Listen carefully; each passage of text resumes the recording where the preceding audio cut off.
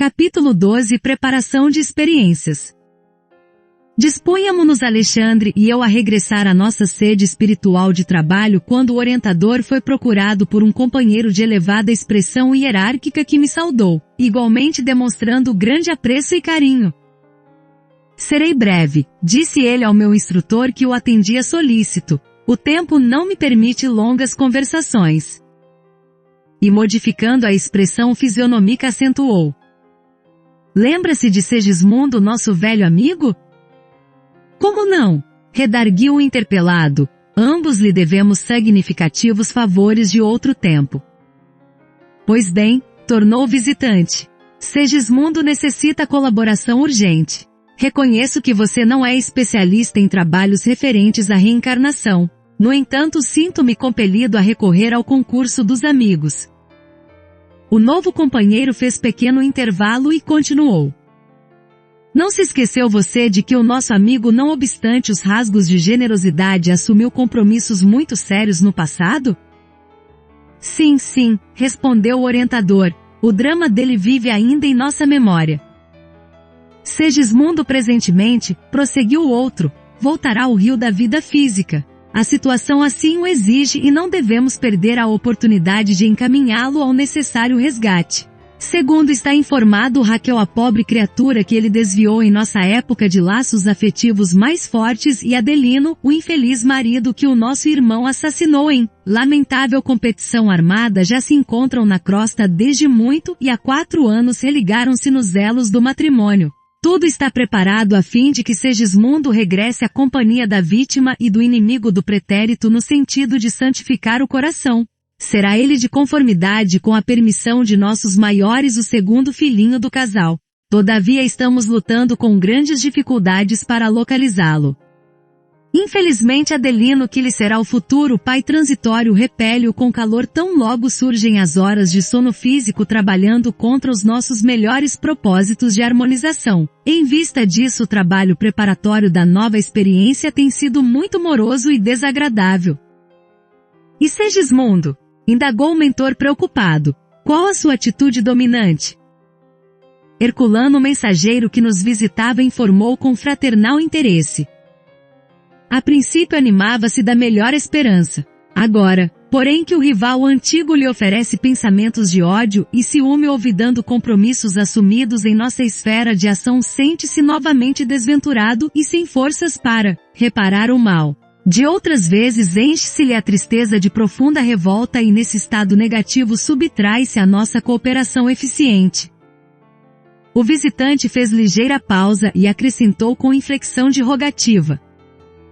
Não poderá você ajudar-nos nesse difícil processo de reencarnação? Lembro-me de que sua amizade dividia-se entre ambos. Quem sabe se a sua intervenção afetuosa conseguiria convencer Adelino? Conte comigo, redarguiu o orientador atenciosamente, farei quanto estiver em minhas possibilidades para que não se perca o ensejo em vista. Ante o sorriso de satisfação do outro, Alexandre concluiu. Na próxima semana estarei a seu lado para conversar espiritualmente com Adelino e solucionar o problema da reaproximação. Estejamos confiantes no auxílio divino. Herculano agradeceu e despediu-se comovidamente. A sós com o mentor devotado e amigo, comecei a meditar na possibilidade de contribuir igualmente no caso que se me deparava. Nunca tivera a oportunidade de acompanhar de perto um processo de reencarnação estudando os ascendentes espirituais nas questões da embriologia. Não seria interessante para mim utilizar a experiência? Nesse propósito dirigi-me ao instrutor sem falar, porém, da minha pretensão em sentido direto. Notável para mim a solicitação de hoje, exclamei. Longe estava de pensar no mundo na multiplicidade de tarefas atribuídas aos benfeitores e missionários desencarnados. A extensão do serviço em nosso campo de ação assombraria a qualquer mortal.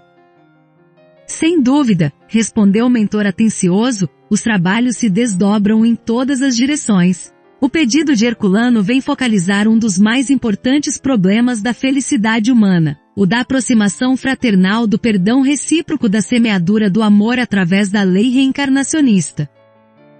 Alexandre meditou alguns momentos e continuou. O caso é típico. O drama de Segismundo é demasiadamente complexo para ser comentado em poucas palavras. Basta, todavia, recordar que ele, Adelino e Raquel são os protagonistas culminantes de dolorosa tragédia ocorrida ao tempo de minha última peregrinação pela crosta. Em seguida a uma paixão desvairada, Adelino foi vítima de homicídio, Segismundo do crime, e Raquel do prostíbulo. Desencarnaram cada um por sua vez sob intensa vibração de ódio e desesperação, padecendo vários anos em zonas inferiores. Mais tarde, por intercessão de amigos redimidos, os antigos cônjuges obtiveram a volta ao corpo físico a fim de santificarem os laços sentimentais e se reaproximarem dos antigos adversários. Mas como acontece quase sempre, os heróis na promessa fraquejam na realização porque se apegam muito mais aos próprios desejos que à compreensão da vontade divina. De posse dos bens da vida física, nega-se Adelino a perdoar, recapitulando erradamente as lições do passado. Antes mesmo da reencarnação do antigo transviado, já se manifesta contrário a qualquer auxílio. Sempre o velho círculo vicioso. Quando fora da oportunidade bendita de trabalho terrestre e vendo a extensão das próprias necessidades, desvela-se o companheiro em prometer fidelidade e realização, mas logo que se apossa do tesouro do corpo físico, volta ao endurecimento espiritual e ao menosprezo das leis de Deus.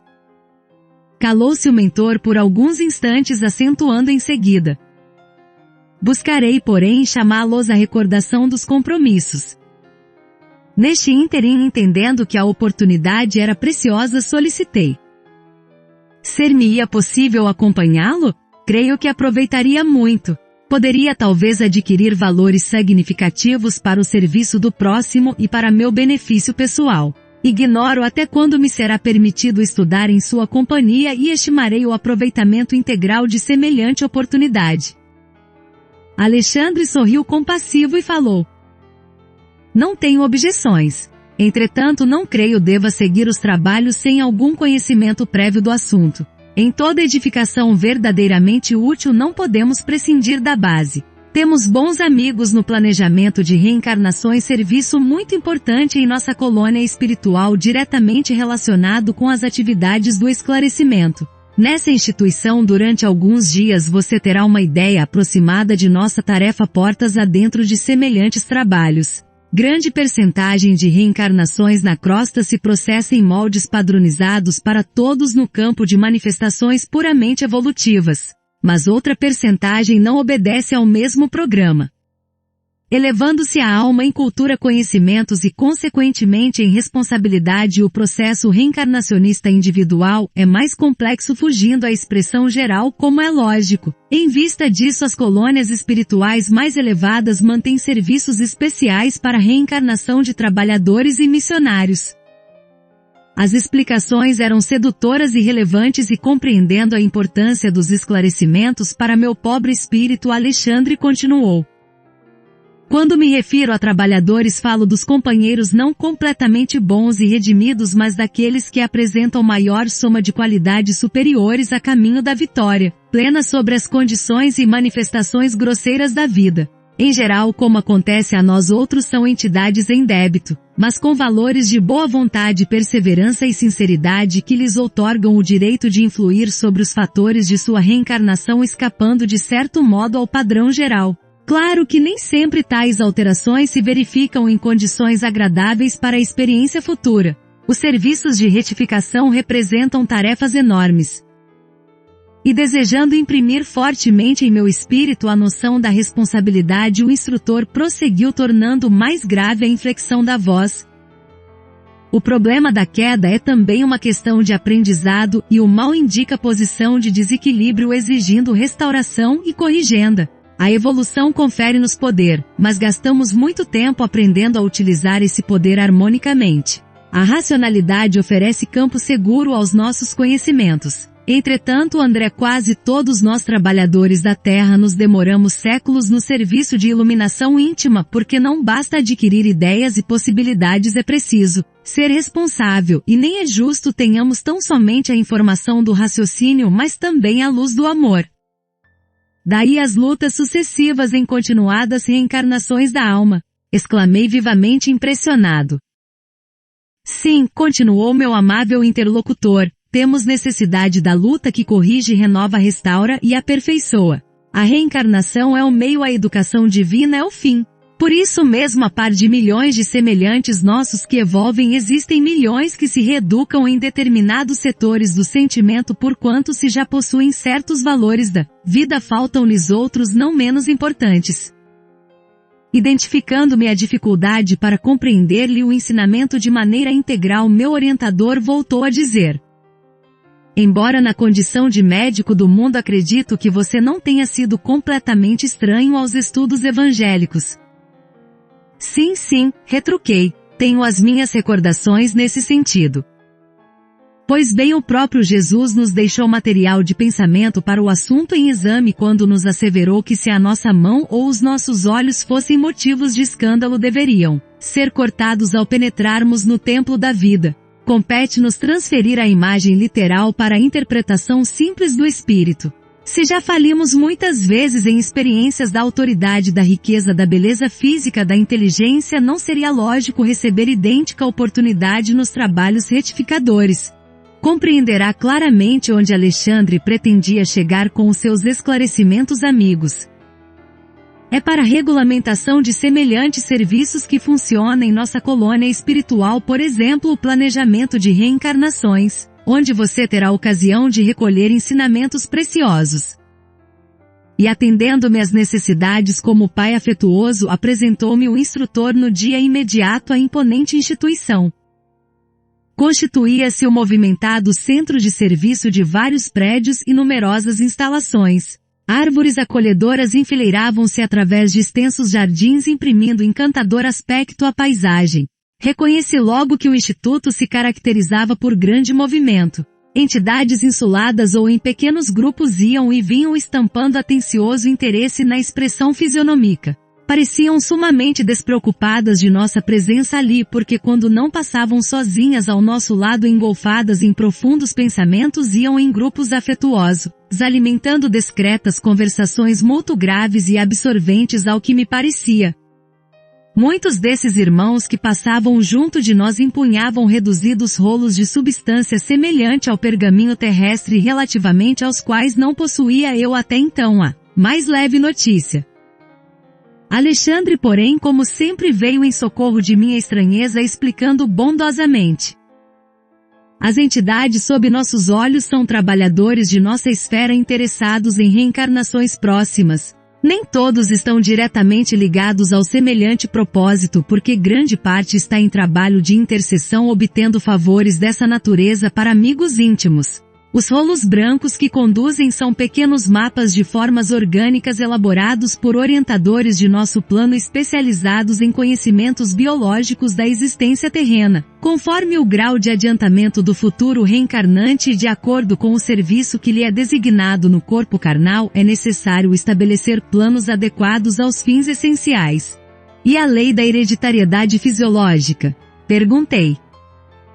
Funciona com inalienável domínio sobre todos os seres em evolução, mas sofre naturalmente a influência de todos aqueles que alcançam qualidades superiores ao ambiente geral. Além do mais, quando o interessado em experiências novas no plano da crosta é merecedor de serviços intercessórios, as forças mais elevadas podem imprimir certas modificações à matéria, desde as atividades embriológicas, determinando alterações favoráveis ao trabalho de redenção.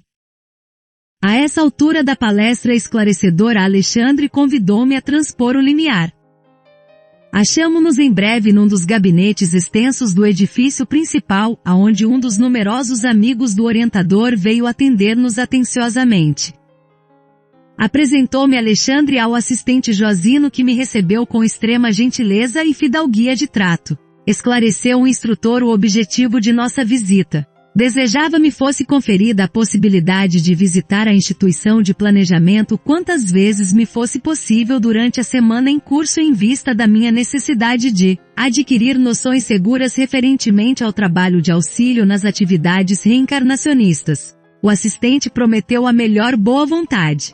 Conduzir-me-ia a colegas dele para que me não faltassem minúcias de conhecimento, exporia suas próprias experiências à minha observação para que eu retirasse delas o máximo proveito e, por fim, quanto estivesse ao seu alcance, guiaria meus impulsos no aprendizado. Felicitavam-me o íntimo as melhores e mais confortadoras impressões não só pela recepção carinhosa senão também pelo ambiente educativo. Não longe de nós em luminosos pedestais descansavam duas maravilhas da estatuária, a figuração delicada de um corpo masculino e outro modelo feminino singularmente belo, pela perfeição anatômica não somente da forma em si mas também de todos os órgãos e as mais diversas glândulas. Através de disposições elétricas ambas as figurações palpitavam de vida e calor exibindo eflúvios luminosos quais os homens e mulheres mais evolvidos na esfera carnal. Identificando minha admiração, Alexandre sorriu e disse ao assistente Josino com o propósito de fazer-se ouvido por mim. Talvez André não conheça bastante o nosso respeito e gratidão ao aparelho físico terrestre. Em verdade, ajuntei. Ignorava até agora que o corpo carnal fosse entre nós objeto de tamanhos cuidados.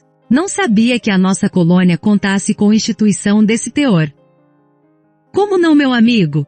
Interferiu o assistente com inflexão de carinho. O corpo físico na crosta planetária representa uma bênção de nosso eterno Pai. Constitui primorosa obra da sabedoria divina em cujo aperfeiçoamento incessante temos nós a felicidade de colaborar.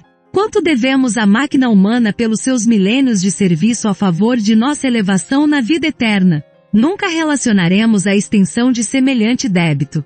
E fixando os modelos que me provocavam assombro acentuou.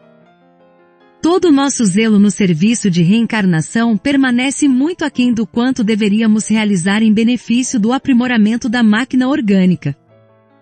Embora hesitante, ousei perguntar. Todos os núcleos de espiritualidade superior mantêm círculos de trabalho dessa natureza? Foi Alexandre quem respondeu com a delicadeza habitual. Em todas as colônias de expressão elevada essas tarefas são desempenhadas com infinito carinho. O auxílio à reencarnação de companheiros nossos traduz o nosso reconhecimento ao aparelho físico que nos tem proporcionado tantos benefícios, através do tempo. Recordei, porém, que o meu pai terrestre, um dia voltará à experiência carnal procedendo das zonas francamente inferiores, e indaguei. E aqueles que regressam à crosta partindo das regiões mais baixas terão o mesmo generoso auxílio? Desejando imprimir à pergunta a mais viva sinceridade, acrescentei. Meu genitor na derradeira romagem terrestre voltou faz algum tempo à esfera carnal em condições bem amargas? Alexandre interrompeu-me o curso da frase ponderando. Compreendemos. Se for ele criatura de razão esclarecida embora não iluminada permanecia após a morte em estado de queda e não deve ter voltado à bendita oportunidade da escola física sem o trabalho intercessório e forte ajuda de corações bem amados de nosso plano. Nesse caso terá recebido a cooperação de benfeitores situados em posições mais altas que lhe terão endossado as promessas no serviço regenerador. Se ele foi, porém, criatura em esforço puramente evolutivo, circunstância essa na qual não teria regressado em condições amargurosas, contou ele naturalmente com o abençoado concurso dos trabalhadores espirituais que velam na crosta pela execução dos trabalhos reencarnacionistas em processos naturais. Em face dos esclarecimentos do instrutor entendi as diferenças e tranquilizei o coração. Fosse porque a palestra escalpelara melindroso assunto de família humana, fosse pelo propósito de me deixarem a sós com as minhas profundas reflexões naquele extenso gabinete de serviço, o orientador e o assistente entraram em silêncio, compelindo-me a rebuscar novos motivos de conversação para o meu aprendizado. Passei então a observar detidamente os modelos masculino e feminino não longe de meus olhos. Muito gentil Josino pousou a destra de leve nos meus ombros e falou-me. Aproxime-se das criações educativas. Você lucrará muito observando de perto.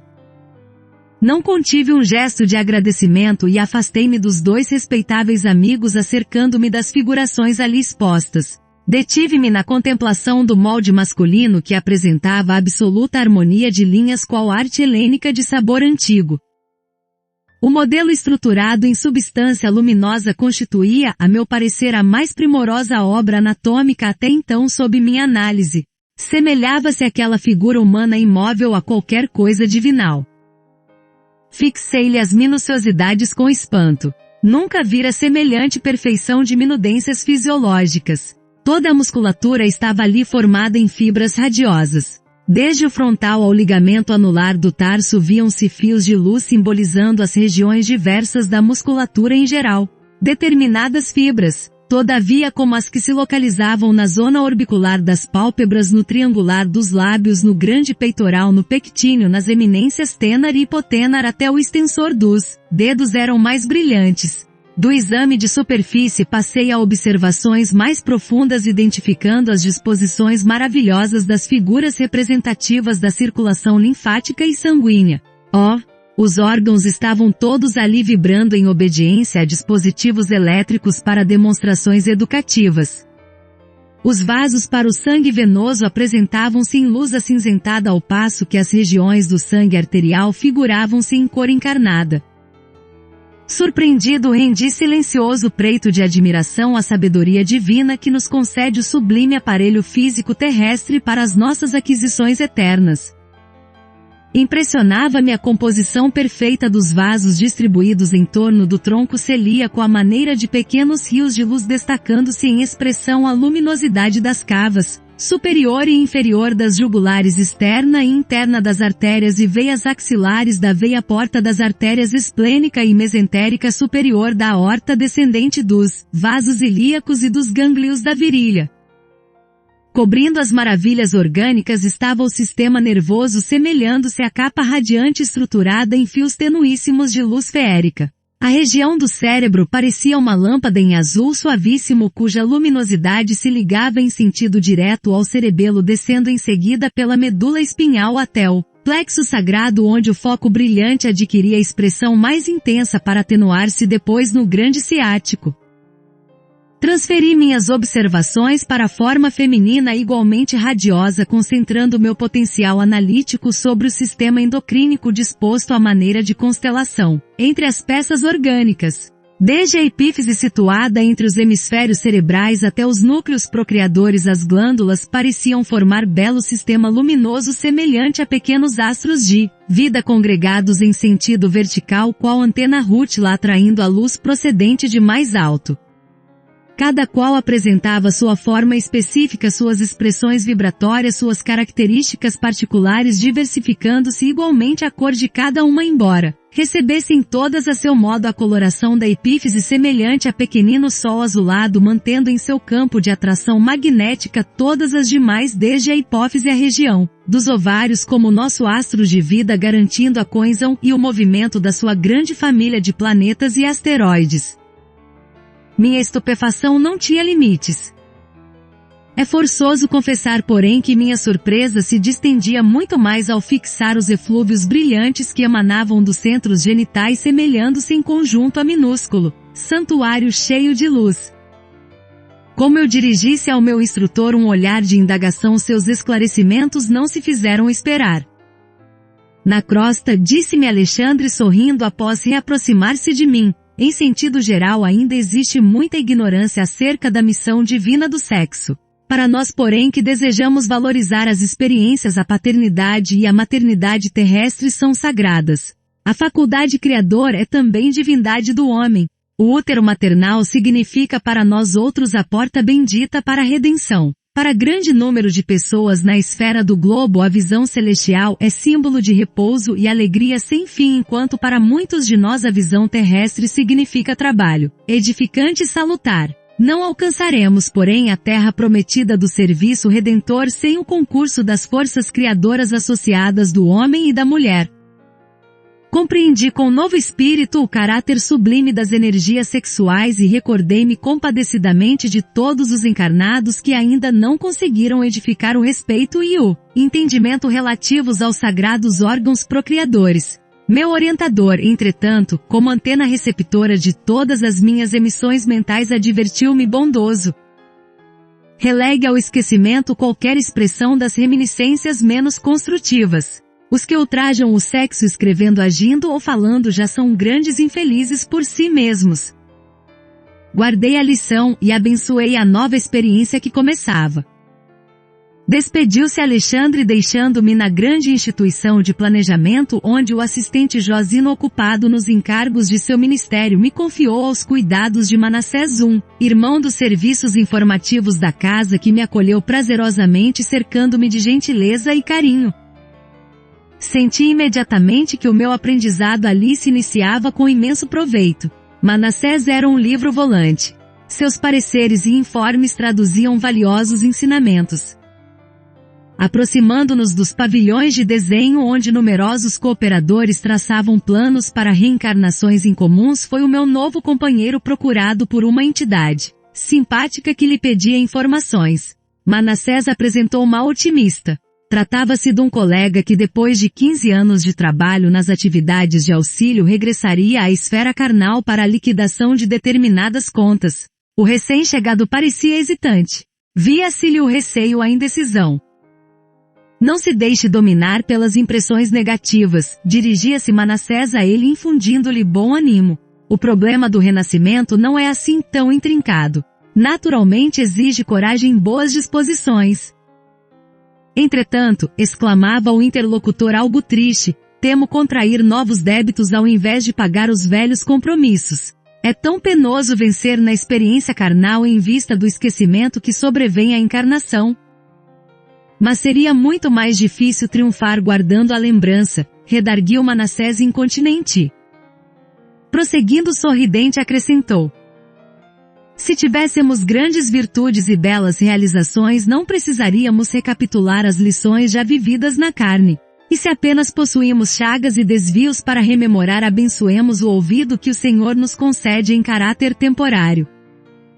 Esforçou-se o outro para esboçar um sorriso e objetou: conheço-lhe o otimismo, quisera ser igualmente assim. Voltarei confiante no concurso fraterno de vocês. E modificando o tom de voz indagou: pode informar se o meu modelo está pronto?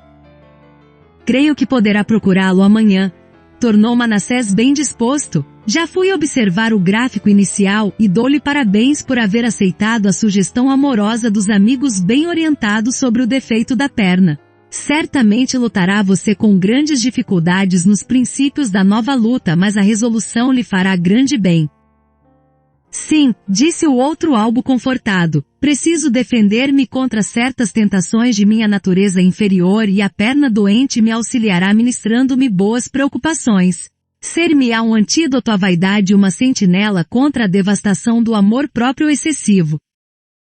Muito bem, respondeu Manassés francamente otimista. E pode informar-me ainda a média de tempo conferida à minha forma física futura? 70 anos no mínimo, redarguiu meu novo companheiro contente. O outro fixou uma expressão de reconhecimento enquanto Manassés continuava: pondere a graça recebida, Silvério, e depois de tomar-lhe a posse no plano físico, não volte aqui antes dos 70. Trate de aproveitar a oportunidade. Todos os seus amigos esperam que você volte mais tarde à nossa colônia na gloriosa condição de um completista. O interpelado mostrou um raio de esperança nos olhos, agradeceu e despediu-se.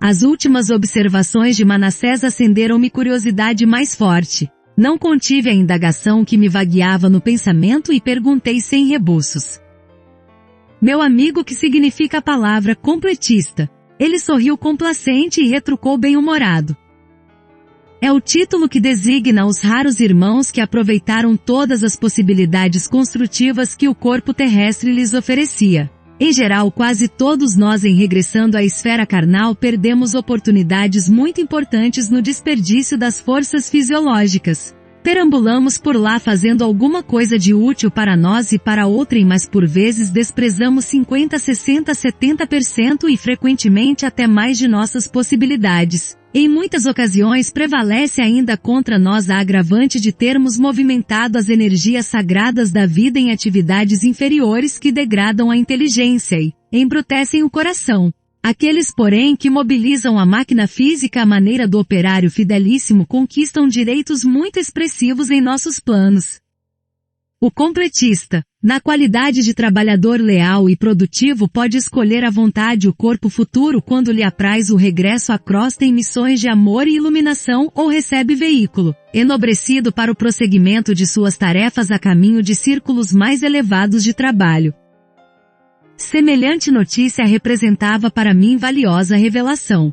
Nada mais legítimo que dotar o servidor fiel de recursos completos. E lembrei-me dos desregramentos de toda a sorte a que se entregam as criaturas humanas em todos os países, doutrinas e situações, complicando os caminhos evolutivos, criando laços escravizantes, enraizando-se no apego aos quadros transitórios da existência material, alimentando enganos e fantasias, destruindo o corpo e envenenando a alma. Num transporte de justificada admiração redargui, recordando o cativeiro dos espíritos encarnados no plano da sensação, consola-nos saber que há um prêmio aos raríssimos homens que vivem na sublime arte do equilíbrio espiritual mesmo na carne.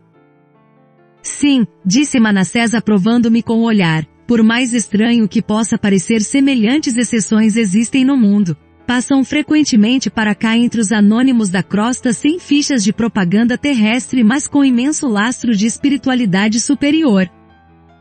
E dando-me a impressão de que desejava esclarecer-me relativamente a ele mesmo, acrescentou: há muitos anos me esforço para conseguir a condição dos completistas, no entanto até agora continuo em fase de preparação. Compreendi que Manassés, tanto quanto eu, trazia regular bagagem de recordações menos felizes com respeito ao uso que fizera do corpo terreno nas experiências passadas. Procurei modificar a orientação da palestra. Sabe de algum completista que tenha regressado à crosta? Interroguei. Sim.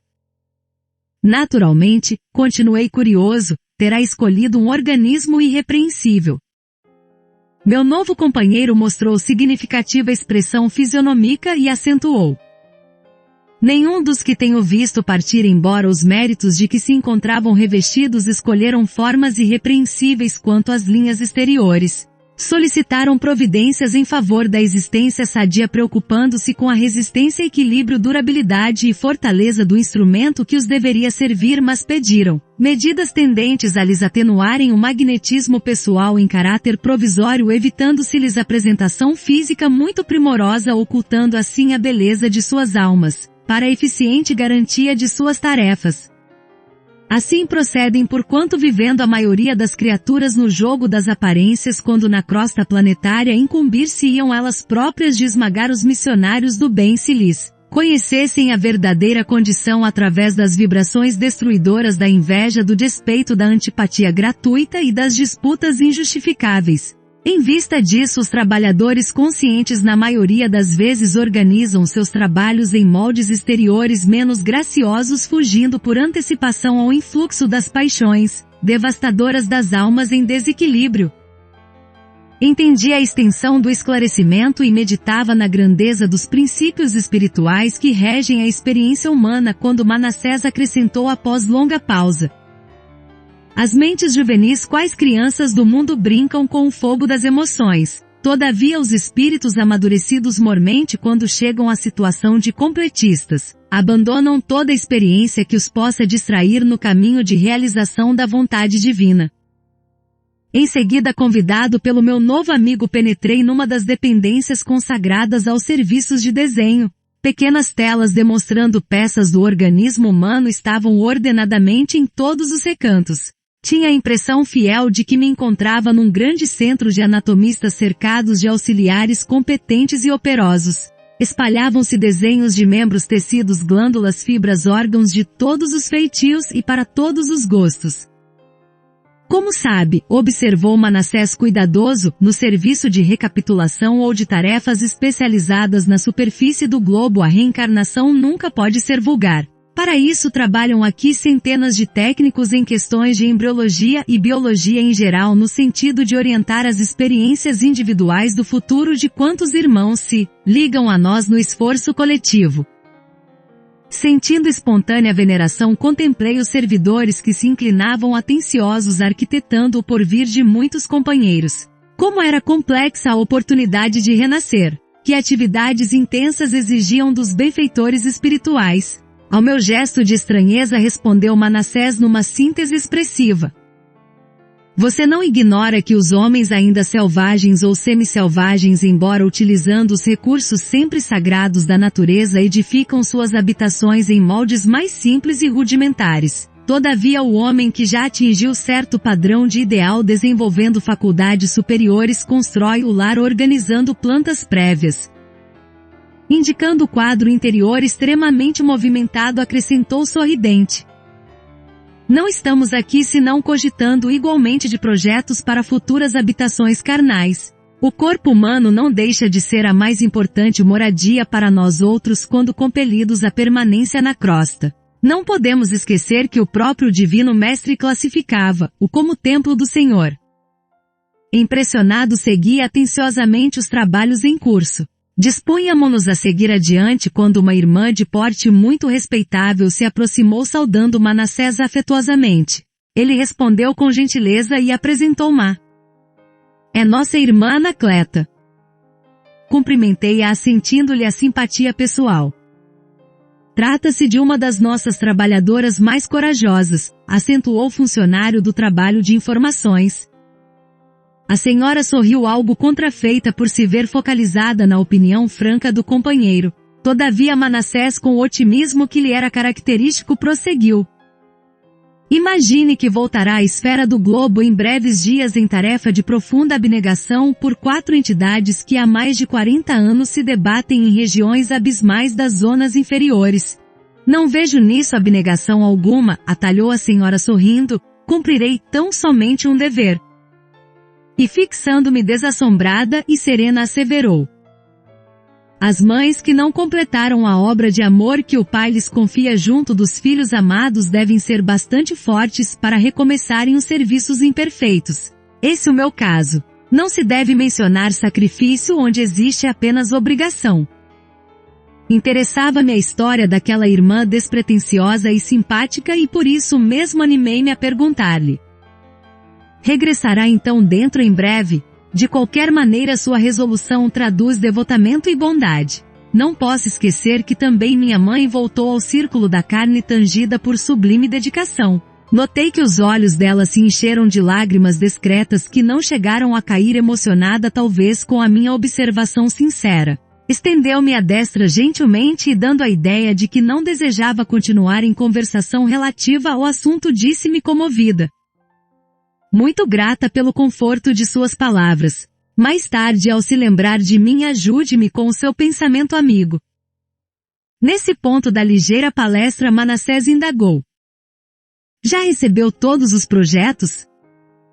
Sim, respondeu ela, não somente os que se referem aos meus pobres filhos, mas também a planta relativa à minha própria forma futura. Está satisfeita? Muitíssimo, redarguiu a dama. Na lei do Pai a justiça está cheia de misericórdia e continuo na condição de grande devedora. Em seguida despediu-se calma e afável. Manassés compreendeu minha curiosidade e explicou. Anacleta é um exemplo vivo de ternura e devotamento, mas voltará às lutas do corpo a fim de operar determinadas retificações no coração materno. Por imprevidência dela noutro tempo os 4 filhos que o Senhor lhe confiara caíram desastradamente. A pobrezinha albergava certas noções de carinho que não se compadecem com a realidade. Seu esposo era homem probo e trabalhador e apesar de abastado nunca se esqueceu dos deveres que o prendiam às atividades de homem de bem ao campo da sociedade em geral. Caracterizava-se por uma energia sempre construtiva, mas a esposa, embora devotadíssima, contrariava-lhe a influência do lar, viciando o afeto de mãe com excessos de meiguice desarrazoada. E como consequência indireta, 4 almas não encontraram recursos para a jornada de redenção. 3 rapazes e uma jovem cuja preparação intelectual exigirá os mais árduos sacrifícios caíram muito cedo em desregramentos de natureza física e moral a pretexto de atenderem a obrigações sociais. E tão degradantes foram esses desregramentos que perderam muito cedo o templo do corpo, entrando em regiões baixas em tristes condições. Anacleta, contudo, Voltando ao campo espiritual, compreendeu o problema e dispôs-se a trabalhar afanosamente para conseguir não só a reencarnação de si própria, senão também a dos filhos que deverão segui-la nas provas purificadoras da crosta. Quantos anos gastaram para obter semelhante concessão? Perguntei impressionado. Mais de 30.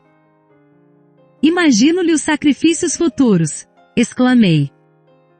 Sim, esclareceu Manassés. A experiência ser-lhe-á bem dura porque 2 dos rapazes deverão regressar na condição de paralíticos, um na qualidade de débil mental e para auxiliá-la na viuvez precoce. Terá tão somente a filha que por si mesma será também portadora de prementes necessidades de retificação. Ia dizer de minha profunda surpresa diante do mecanismo de introdução ao serviço reencarnacionista quando outra irmã se acercou de nós procurando por Manassés. Depois das saudações afetivas explicou-se ela gentil dirigindo-se ao meu novo amigo. Desejo sua obsequiosa interferência na retificação do meu plano. E abrindo pequeno mapa onde se via desenhado com extrema perfeição um organismo de mulher, acentuou. Veja bem o meu projeto para o sistema endocrínico. Sei que os amigos me favoreceram planejando-o com muita harmonia nas menores disposições, entretanto desejaria modificações. Em que sentido? Indagou o interpelado surpreso. A recém-chegada indicou os pontos do projeto onde se localizava o colo e falou. Fui advertida por benfeitores daqui no sentido de não me apresentar na crosta dentro de linhas impecáveis para a forma física e em razão disso para que eu tenha mais probabilidades de êxito em meu favor na tarefa que me proponho desempenhar. Estimaria que a tireoide e as paratireoides não estivessem tão perfeitamente delineadas. Como sabe Manassés, minha tarefa não será fácil. Devo reaver um patrimônio espiritual de grandes proporções. Preciso fugir de qualquer possibilidade de queda e a perfeita harmonia física me perturbaria as atividades. O novo companheiro endereçou-me expressivo olhar e disse-lhe. Tem razão. A sedução carnal é imenso perigo não só para aqueles que emitem a sua influenciação como também para quantos a recebem. Prefiro a fealdade corpórea, tornou ela. Não estou interessada num corpo de Vênus e sim na redenção de meu espírito para a eternidade. Manassés prometeu interpor os seus bons ofícios e tão logo se despediu da nova interlocutora passou a mostrar-me as mais interessantes figurações de órgãos do corpo humano. Admirava tomado de profunda impressão aqueles gráficos numerosos que se alinhavam com absoluta ordem demonstrando o cuidado espiritual que precede o serviço de reencarnações, quando meu amigo ponderou. A medicina humana será muito diferente no futuro quando a ciência puder compreender a extensão e complexidade dos fatores mentais no campo das moléstias do corpo físico. Muito raramente não se encontram as afecções diretamente relacionadas com o psiquismo. Todos os órgãos são subordinados à ascendência moral. As preocupações excessivas com os sintomas patológicos aumentam as enfermidades. As grandes emoções podem curar o corpo ou aniquilá-lo. Se isso pode acontecer na esfera de atividades vulgares das lutas físicas, imagine o campo enorme de observações que nos oferece o plano espiritual para onde se transferem, todos os dias milhares de almas desencarnadas em lamentáveis condições de desequilíbrio da mente. O médico do porvir conhecerá semelhantes verdades e não circunscreverá sua ação profissional ao simples fornecimento de indicações técnicas, dirigindo-se muito mais nos trabalhos curativos às providências espirituais onde o amor cristão represente o maior papel. Desejando, porém, prosseguir nos esclarecimentos quanto ao serviço reencarnacionista, Manassés tomou pequeno gráfico e apresentando-me as linhas gerais acentuou. Aqui temos o projeto de futura reencarnação de um amigo meu. Não observa certos pontos escuros desde o cólon descendente à alça sigmoide? Isso indica que ele sofrerá uma úlcera de importância nessa região logo que chegue à maioridade física. Trata-se, porém, de escolha dele. E porque extrema curiosidade me vagueasse nos olhos, Manassés explicou. Esse amigo faz mais de 100 anos cometeu revoltante crime assassinando um pobre homem a facadas. Logo que se entregou ao homicídio, como acontece muitas vezes, a vítima desencarnada ligou-se fortemente a ele e da semente do crime que o infeliz assassino plantou no momento, colheu resultados terríveis por muitos anos. Como não ignora, o ódio recíproco opera igualmente vigorosa imantação, e a entidade fora da carne passou a vingar-se dele todos os dias, matando-o devagarzinho através de ataques sistemáticos pelo pensamento mortífero. Em suma, quando o homicida desencarnou, por sua vez trazia o organismo perispiritual em dolorosas condições, além do remorso natural que a situação lhe impusera. Arrependeu-se do crime, sofreu muito nas regiões purgatoriais e, depois de largos padecimentos purificadores, aproximou-se da vítima, beneficiando-a em louváveis serviços de resgate e penitência. Cresceu moralmente, tornou-se amigo de muitos benfeitores, conquistou a simpatia de vários agrupamentos de nosso plano e obteve preciosas intercessões. Entretanto, a dívida permanece. O amor, contudo, transformou o caráter do trabalho de pagamento. O nosso amigo, ao voltar à crosta, não precisará desencarnar em espetáculo sangrento, mas onde estiver durante os tempos de cura completa na carne que ele outrora menosprezou, carregará a própria ferida, conquistando dia a dia a necessária renovação. Experimentará desgostos em virtude do sofrimento físico pertinaz, lutará incessantemente desde a eclosão da úlcera até o dia do resgate final no aparelho fisiológico. Entretanto, se souber manter-se fiel aos compromissos novos, terá atingido mais tarde a plena libertação. Enquanto fixava no projeto minha melhor atenção, Manassés continuava. Segundo observamos, a justiça se cumpre sempre, mas logo que se disponha o espírito à precisa transformação no Senhor, atenua-se o rigorismo do processo redentor. O próprio Pedro nos lembrou há muitos séculos que o amor cobre a multidão dos pecados. Examinei impressionado a planta educativa e, porque não encontrasse palavras bastante claras para pintar minha admiração, silenciei comovidamente. Compreendendo-me o estado d'alma, o companheiro continuou. São inúmeros os projetos de corpos futuros em nossos setores de serviço. Depreende-se da maioria deles que todos os enfermos na carne são almas em trabalho da ingente conquista de si próprias. Ninguém trai a vontade de Deus nos processos evolutivos sem graves tarefas de reparação, e todos os que tentam enganar a natureza, quadro legítimo das leis divinas, acabam por enganar a si mesmos. A vida é uma sinfonia perfeita. Quando procuramos desafiná-la no círculo das notas que devemos emitir para sua máxima glorificação, somos compelidos a estacionar em pesado serviço de recomposição da harmonia quebrada. E durante alguns dias ali permaneci na instituição benemérita, compreendendo que a existência humana não é um ato acidental e que no plano da ordem divina a justiça exerce o seu ministério todos os dias, obedecendo ao alto desígnio que manda ministrar os dons da vida, a cada um por suas obras. Ajude o canal a crescer. Curta esse vídeo. Inscreva-se no canal e ative o sininho para receber a notificação de novos vídeos. Compartilhe para que mais pessoas tenham a oportunidade de escutar essa belíssima obra. Gratidão.